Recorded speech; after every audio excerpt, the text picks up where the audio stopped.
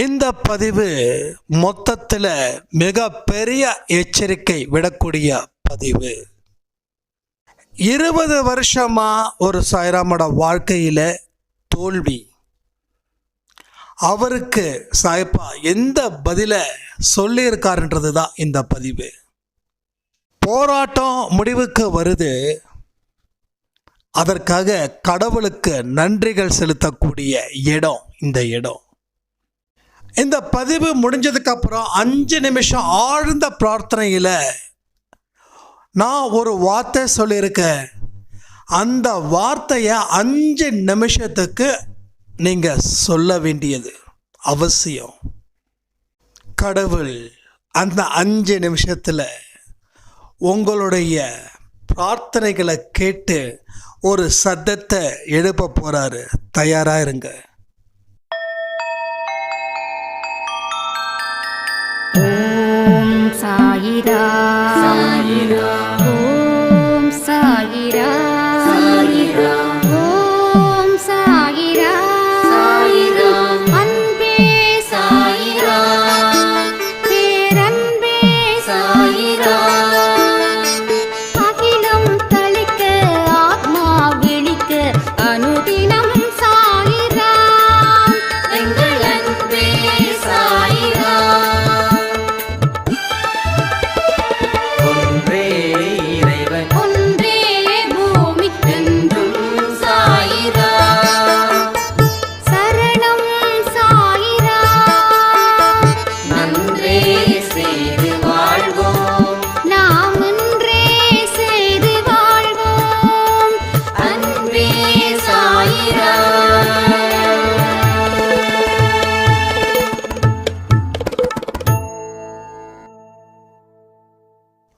சாய்ரா.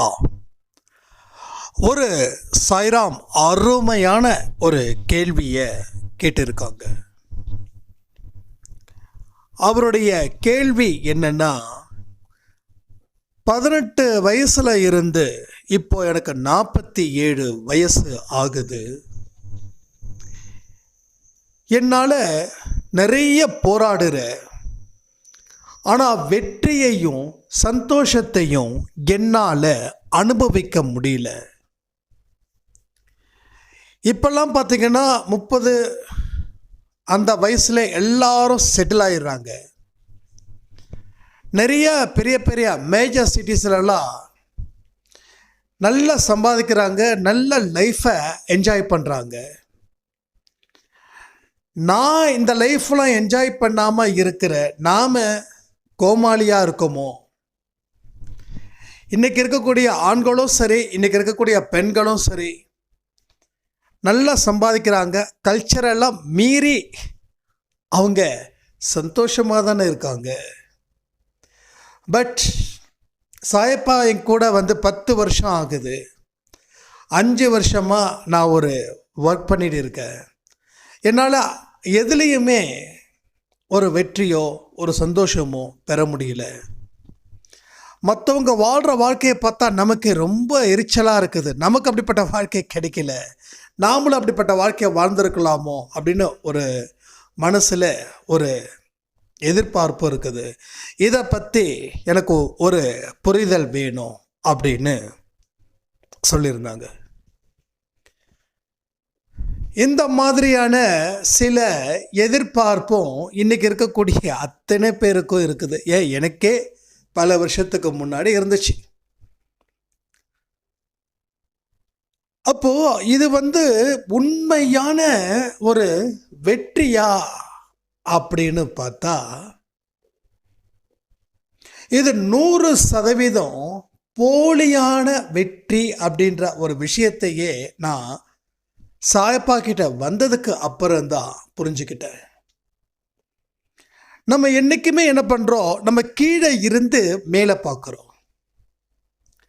இப்போ மேலே பார்க்கும்போது எப்படிப்பட்ட வாழ்க்கை வாழ்ந்துட்டுருக்காங்க அவங்க, நாம் அந்த உயரத்துக்கு போக முடியல அப்படின்னு சொல்லி நமக்குள்ள ஒரு பெரிய சோகம் ஒன்று உருவாகுது.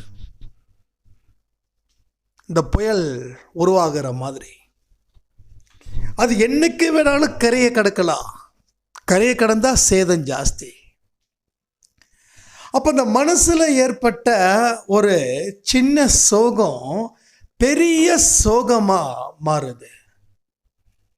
இப்போ சாய்ராமுக்கு 47 இயர்ஸ் ஆகுது. ஸோ இன்னமும் லைஃப்பில் தன்னுடைய வெற்றியும் தன்னுடைய சந்தோஷமும் கிடைக்கல அப்படின்னும்போது அவருக்கு நான் தனிப்பட்ட முறையில் ஆன்சர் பண்ணல. ஏன்னா இது எல்லாருக்குமா சேர்ந்தக்கூடிய பதிலாக போய் சேரணும்னு நான் நினைக்கிறேன். ஏன்னா இதை பல பேரை அடுக்கி வச்சுருக்காங்க இந்த கேள்வியை.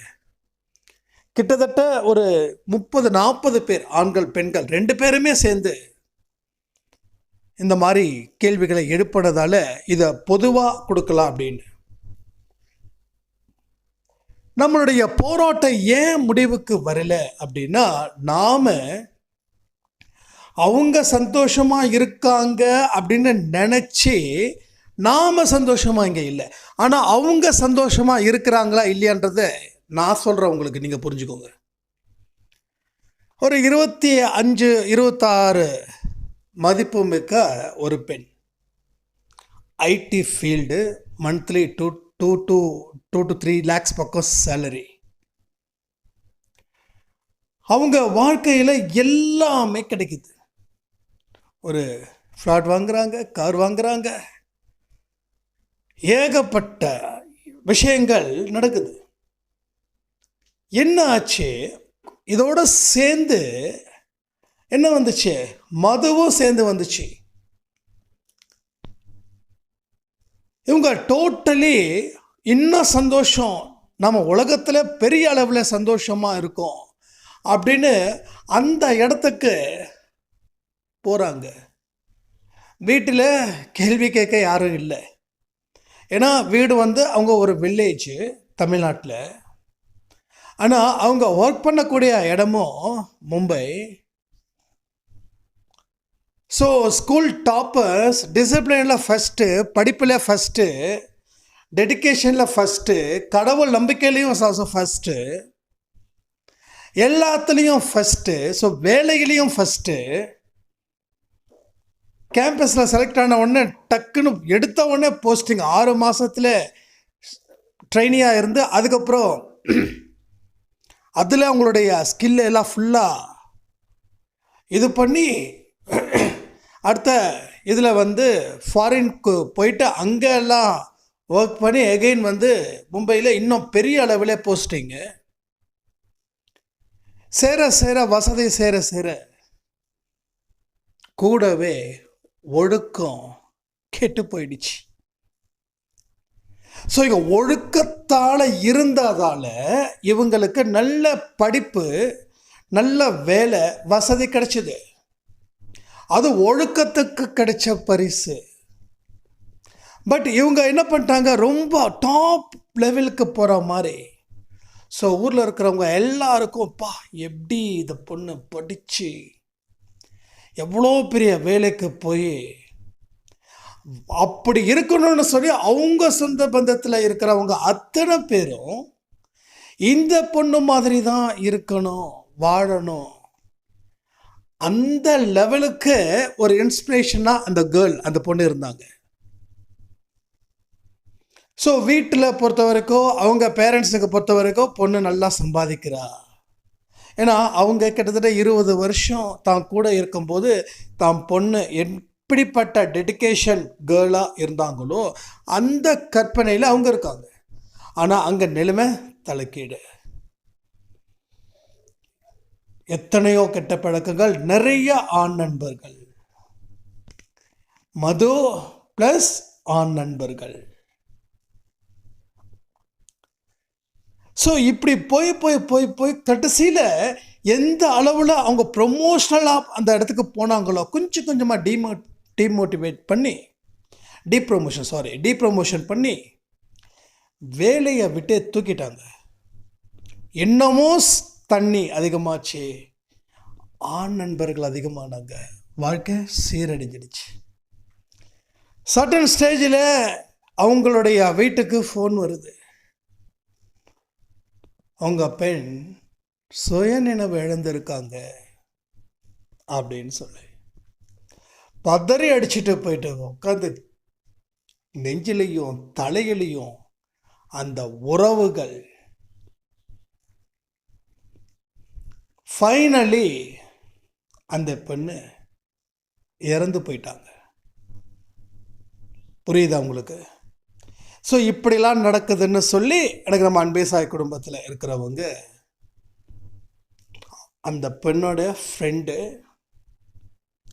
அந்த ஃப்ரெண்டோடைய அக்கா வந்து நம்ம அன்பே சாய் குடும்பத்தில் இருக்கிறாங்க. அவங்க வந்து ஆஸ்திரேலியாவில் இருக்காங்க. அவங்க வந்து எனக்கு இதெல்லாம் சொன்னாங்க.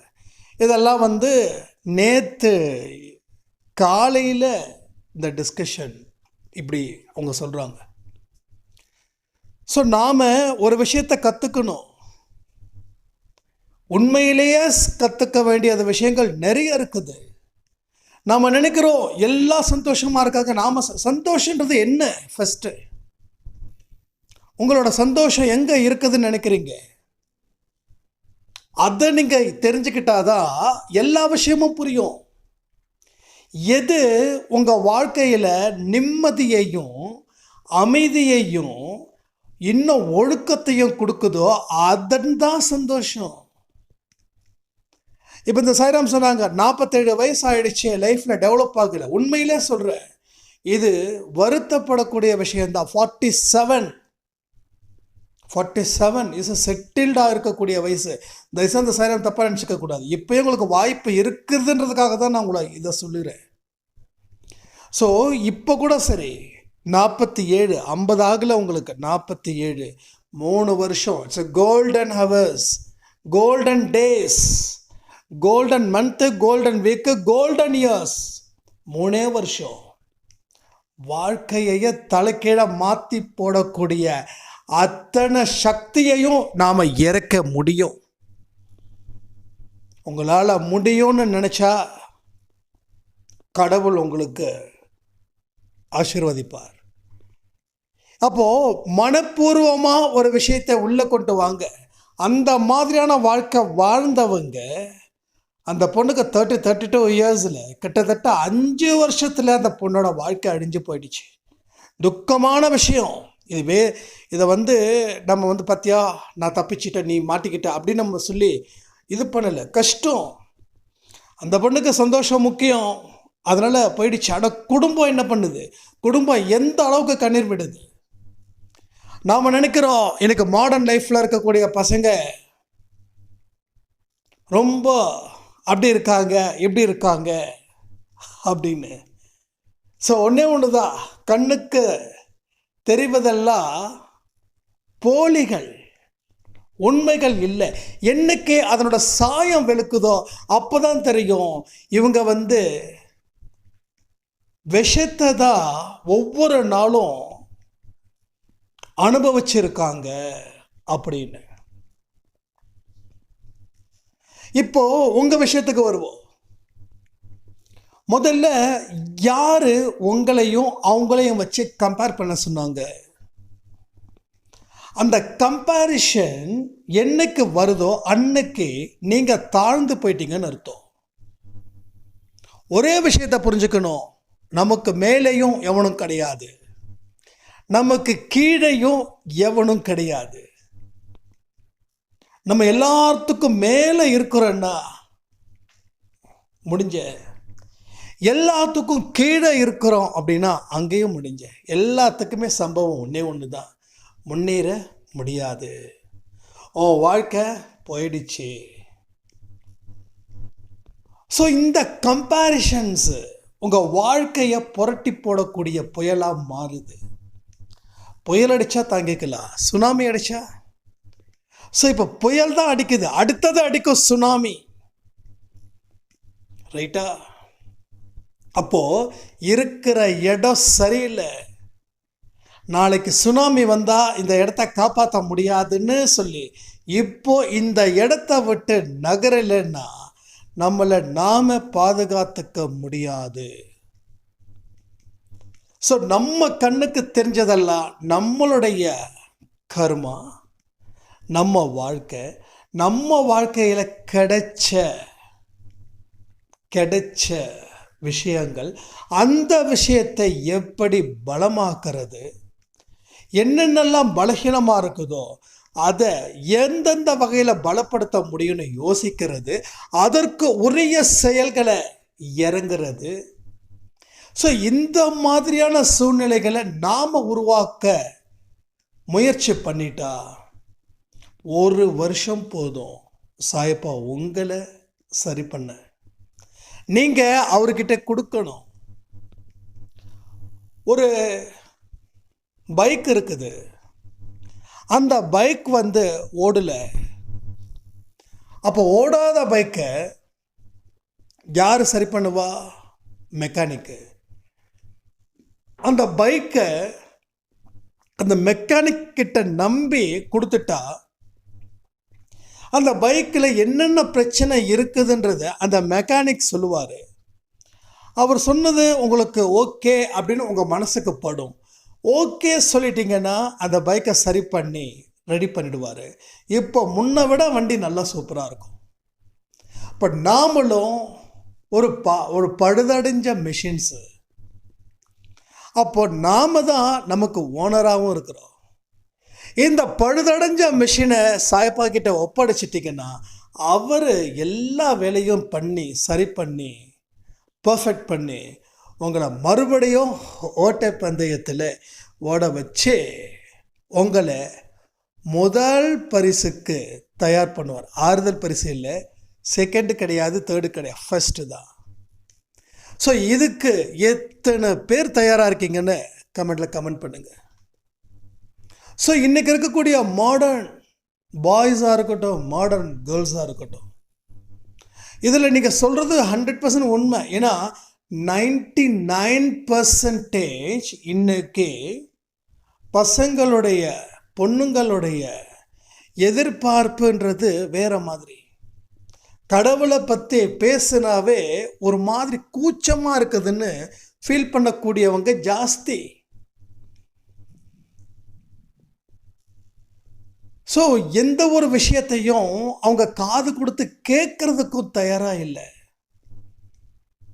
ஏன்னா அவங்க எதிர்பார்க்கறது எல்லாம் இப்போ நம்ம சாய்ராம் சொன்ன மாதிரி அவங்கெல்லாம் அவ்வளோ ஹாப்பியாக இருக்காங்க அப்படின்னு. இப்போ நமக்கு அந்த வயசு இல்லைன்றதுக்காக நாம் எதிர்பார்க்குறோம். இப்போ அவங்களுக்கு அந்த வயசு இருக்குதுன்றதுக்காக அவங்க அந்த சந்தோஷத்தில் அவங்க மிங்கிள் ஆகுறாங்க, மெர்ஜ் ஆகுறாங்க, ஜாயின் ஆகுறாங்க. ஸோ இந்த இடத்துல பொறுத்த வரைக்கும் நாம் வி ஆர் சேஃப். ஏன்னா நமக்கு அந்த மாதிரி சூழ்நிலை வந்தால் நமக்கும் அதே நிலை தான் வந்திருக்கும். ஸோ என்றைக்குமே ஒரு விஷயத்தை திருப்பி போட்டு பாருங்களேன். ஒரு தோசை ஊற்றுறேன்னா ஒரு சைடு வெந்தால் போதுமா? 2வது சைடு வேகணும்ல. அப்போ 2வது சைடு வெந்தால் தான் அந்த தோசை கம்ப்ளீட் ஆகும். நம்ம ஒரு சைடில் இருக்கக்கூடிய சந்தோஷத்தை பார்க்குறோம், அடுத்த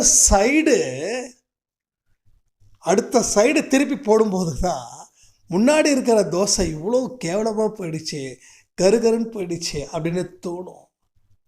அப்போ சந்தோஷன்றது எது, இதுக்கு என்ன பதில் நீங்கள் வச்சுருக்கீங்கன்றது எனக்கு முக்கியம்.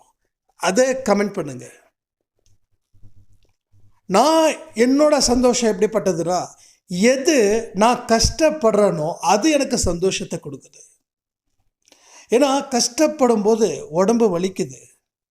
இன்றைக்கி காலையில் கூட ஒரு ஆடியோ கொடுத்துருந்தேன். Pain it's not a pain, it's a growth thing. So pain வளர்ச்சிக்கு உண்டான ஒரு வழி. ஸோ எதுவுமே கஷ்டப்படாமல் கிடச்சிடுச்சுன்னா அது என்றைக்கு வேணாலும் நம்மளை விட்டுட்டு போயிடும். கஷ்டப்பட்டு கிடைக்குது பாருங்கள், அது நிரந்தரமாக நிற்கும். ஆனால் கஷ்டப்பட்டு கூட நமக்கு நிரந்தரமாக நிற்கலைன்னா அப்போ கஷ்டப்படாமல் எந்த ஒரு விஷயம் வந்தாலும் அது நிரந்தரமாக நிற்கணும் உங்களால் உறுதியாக சொல்ல முடியுமா? அப்போ கஷ்டப்பட்டது கூட ஏன் நமக்கு நிலைக்கலை அப்படின்னா நாம் செய்த பாவங்களுக்கு அது ஒரு கணக்கில் அடிச்சுட்டு போயிடுது. அப்போ பாவங்கள் செய்கிறத நிறுத்தும் போது கஷ்டப்படுறது கிடைச்சது நமக்கு நிலைக்கும். முன்ன ஒரு காலத்தில் கஷ்டப்பட்டது நின்றுச்சு, ரைட்டா? முன்ன ஒரு காலத்தில் நம்ம அப்பா அம்மா காலத்துலையா இல்லை நம்ம தாத்தா பாட்டி காலத்துலையா இருக்கலாம். ஏன்னா அப்பா அம்மா காலன்றது ஓகே, சில பேர் இன்னும் 20 வயசு கேட்குறவங்களுக்கெல்லாம் அப்பா அம்மா காலம் பெருசாக இருக்கா, தாத்தா பாட்டி காலம். ஸோ நின்றுச்சு. ஏன்னா பாவங்கள் செய்ய பயந்தாங்க. ஆனால் இன்றைக்கி ஒரு பெண் சாதாரணமாக சிகரெட் குடிக்கிறாங்க, சாதாரணமாக ட்ரிங்க் பண்ணுறாங்க. அப்போது எதிர்த்து வாதம் வரும். அப்போ ஆண்கள் குடித்தா சரியா? விஷம் யார் குடித்தாலும் விஷம்தான். புரியுதா உங்களுக்கு? ஆண்கள் குடிக்கிறதால பெண்கள் குடிக்கிறாங்களா, இல்லை பெண்கள் குடிக்கிறதால ஆண்கள் குடிக்கிறாங்களா? அப்போ ஆண்கள் குடிக்கிறதால பெண்கள் குடிக்கிறாங்க. நம்ம என்ன பண்ணுறோம், போட்டி போட்டு கெட்ட பழக்கத்துக்கு தான் நம்ம வழியை பார்க்குறோம். நல்ல பழக்கத்துக்கு எதையுமே நாம் யோசிக்கிறதே இல்லை. அதுதான் ஏன்னு புரியல. நீங்கள் நல்லா யோசிச்சு பாருங்க. உங்களால் எல்லாமே முடியும், முடியாது அப்படின்றது எதுவுமே இந்த நிமிஷம் வரைக்கும் இல்லை. ஆனாலும் நீங்கள் ஏன் முயற்சி பண்ணாமல் இருக்கீங்க? அப்போது இந்த விஷயத்துலலாம் உங்கள் மனசை நீங்கள் அலைப்பாக்கிறீங்க. இந்த விஷயத்தில் எல்லாம் நீங்கள் பலமாக யோசிக்கிறீங்க. ஆனாலும் நீங்கள் நல்ல விஷயத்துக்கு இன்னும் கொஞ்சம் தீவிரமாக யோசிச்சிங்கன்னா உங்கள் வாழ்க்கை ரொம்ப சூப்பராக இருக்கும், செம்மையாக இருக்கும். அதே 20-25 வயசு பொண்ணை பற்றி நான் சொல்லவா? அன்பே சாயில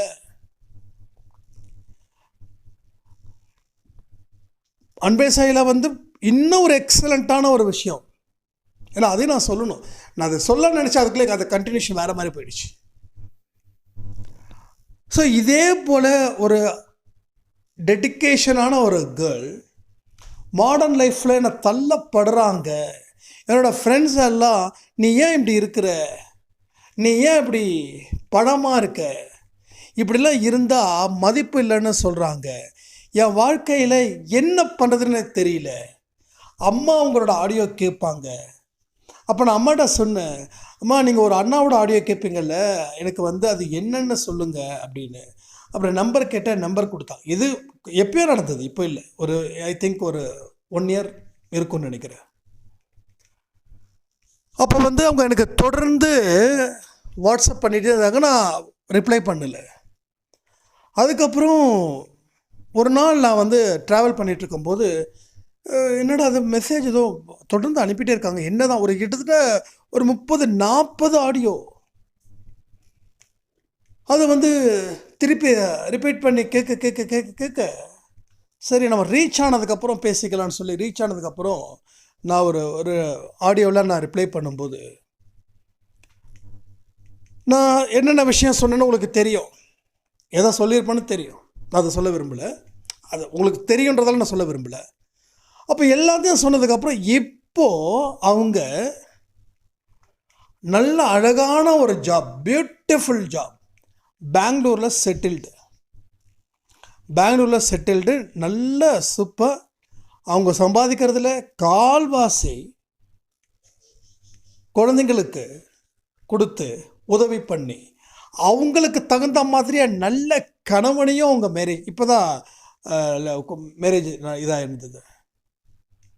அப்போ என்ன ஆகுது, அவங்க லைஃப்பில் இருக்கக்கூடிய விஷயங்கள் மாடர்ன் லைஃப், அவங்க காலேஜ் ஸ்டூடெண்ட், அவங்க ஒர்க் பண்ணக்கூடிய ஸ்டூடெண்ட், ஒர்க் பண்ணும்போது ஒரு மல்டி எம்என்சி கம்பெனியில் ஒர்க் பண்ணும்போது அப்போது சோசியல் ட்ரிங்க்ஸ் எடுத்துக்கோங்க அப்படின்னு சொல்லி கேட்கும்போது தான், நீ ஏன் இப்படி இருக்க, படம் மாதிரி இருக்க, இப்படிலாம் இருந்தால் நம்ம ஒரு எம்என்சி கம்பெனியில் இருக்கோம், இப்படிலாம் இருந்தால் உன்னை ரிஜெக்ட் பண்ணிவிடுவாங்க, உனக்குள்ளே டீம் சேராது அப்படின்னு சொல்லி என்னை காயப்படுத்துகிறாங்க. காலேஜ் பொண்ணுங்களும் இப்படி சொல்லியிருக்காங்க, அவங்களுக்கு நான் ஆன்சர் பண்ணுறேன். ஸோ இவங்களும் இப்படி சொல்லும்போது அப்போவே நான் அடிக்கடி சொல்லுவோம், ஏன்னா இந்த கலிகாலம் இது போக போக துன்பத்தை வர வைக்கிற விஷயத்தை இன்பமாக நினச்சி பண்ண சொல்லும். அதில் போய் சிக்காமல் மாட்டிக்கிட்டாமல் இருக்கிறது தான் நமக்கு நல்லதுன்னு. இப்போது யாருக்கிட்ட எதையும் வச்சுக்கல, சேர்றவங்க சேரட்டும், சேராதவங்க சேராமல் இருக்கட்டும் அப்படின்னு சொன்னதுக்கப்புறம் யார் யாரெல்லாம் இந்த பெண்ணை நீ ட்ரிங்க் பண்ணு, நீ இப்படி ஃப்ரீயாக இரு அப்படின்னு சொன்னாங்களோ அவங்க எல்லாம் இவங்க கிட்ட சொன்னது என்னன்னா, நல்ல வேளை நீ இந்த தப்பான பழக்க வழக்கத்துக்கு போல, நான் பாரு எப்படிப்பட்ட ஒரு நிலைமை எனக்கு இருக்குதுன்னு சொல்லி அழுவுறாங்க. அவங்க கவுன்சிலிங் போகிறாங்க. இப்போல்லாம் 30 வயசானவங்களுக்கு நிறைய கவுன்சிலிங் தேவைப்படுது. இதெல்லாம் என்ன, கெட்ட பழக்க வழக்கங்களுக்கு அடிமையாக இருக்கிறவங்களுக்கு கவுன்சிலிங். அதனால தான் நான் சொல்கிறேன், நாம் எச்சரிக்கையாக இருக்கதா நம்ம குழந்தைங்களும்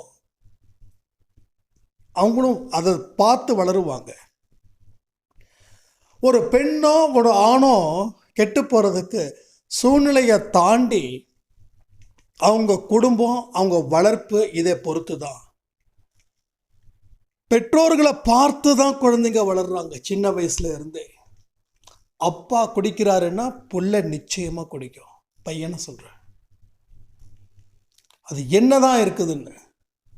ஸோ இந்த மோசமான கல்ச்சரை என்னைக்கு வீட்டுக்குள்ளே கொண்டு வந்தோமோ அன்னையிலேருந்து குட்டிச்சேராக போயிடுச்சு. அதாவது தாத்தா சொல்லுவாங்க, பல வருஷங்களுக்கு முன்னாடி ஊருக்கு ஒதுக்குப்புறமாக ஒரே ஒரு சாராய கடை. அதுக்கப்புறம் அப்படியே கொஞ்சம் நாகரிகம் பெருக ஆட்டமும் ஜாஸ்தி. ஸோ இன்றைக்கி வீட்டில் குடிக்கிற அளவுக்கு போயிடுச்சு.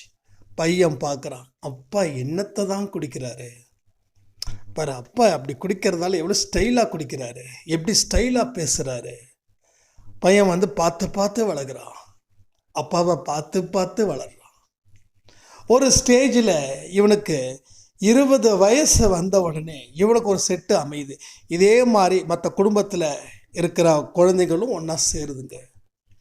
எங்கள் அப்பா இது அடிப்பார், எங்கள் அப்பா அது அடிப்பார், எங்கள் அப்பா இந்த பிராண்டு பிடிக்கும், அப்படி என்னதான்டா இருக்கணும் சொல்லி இந்த வாண்டுங்கள்லாம் பேச ஆரம்பித்து அங்கே இருந்து கொஞ்சம் கொஞ்சமாக வருது தான் இந்த மாதிரியான ட்ரிங்கிங். அப்போது இதை கவர்மெண்ட்டு தடை பண்ணணும், அதை பண்ணணும், இதை பண்ணணும், அதெல்லாம் நம்ம பேச்சு கிடையாது. நாம் சரியாக இருந்த இப்போ கவர்மெண்ட்டாக நீங்கள் கண்டிப்பாக குடிச்சாகணும், நீங்கள் குடிக்கலைன்னா உங்களுக்கு நாங்கள் ஃபைன் போட்டுருவோம் அப்படின்னு சொல்கிறாங்க. குடித்தா தானே ஃபைன் போடுறாங்க.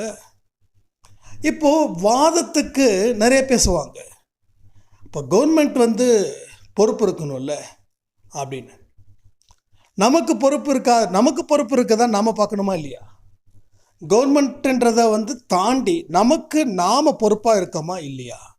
நம்ம வீட்டுக்கு சின்ன குழந்தை முன்னாடி வீட்டில் தண்ணி அடித்தா அந்த குழந்தை பார்க்குது, அந்த குழந்தைக்கு என்னமோ ஒன்று புரியுது, அப்பா பண்ணது எல்லாமே சரின்னு நினைக்குது அந்த குழந்தை. அப்போ அப்பா பண்ணக்கூடிய தப்பு சரின்னு நினைக்குது, சரின்னு நினைக்கிறதால அதுவும் அது அப்படி பண்ணுது.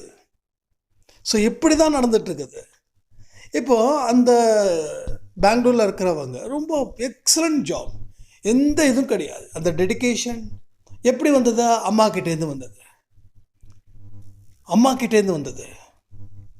நான் இதுதான் சொல்கிறேன், நம்மளுடைய லைஃப்பில் நம்மளுடைய ரோலை பார்த்து தெரிஞ்சுக்காம நாம் பொறுப்பு இல்லாமல் பெற்றோர்களாக இருந்தோம்னா நம்ம குழந்தைகளும் பொறுப்பில்லாதவர்களாக இருப்பார்கள்.